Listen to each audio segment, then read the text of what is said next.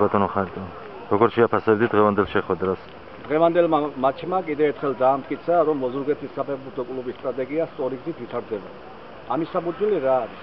დღეს 4 ახალგაზრდა ფეხბურთელი იყო მინდორზე, რომლის ასაკი არის 16-17 წლის. ესაა კაშია, ესაა გოგუა, ესაა ბაჯელიძე და ესაა ხეცურიანი.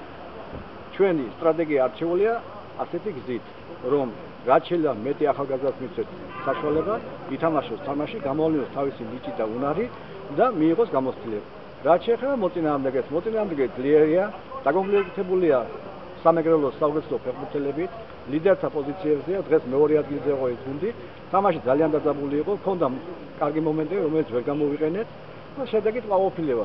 კიდევ ერთხელ ვიმეორებ, ჩვენი მუშაობა სწორი გზით მიდის, ეს სწორ გზას ჩვენ დავამტკიცეთ უახლოეს თამაშში კიდევ ერთხელ. დიდი მადლობა ადგილობრივ გულშემატკივრებს, რომლებიც მრავლად იყვნენ მოსული და რომლებმაც ხურვალეს ტაშით გააცილა ჩემი ფეხბურთელები. მადლობა მათ.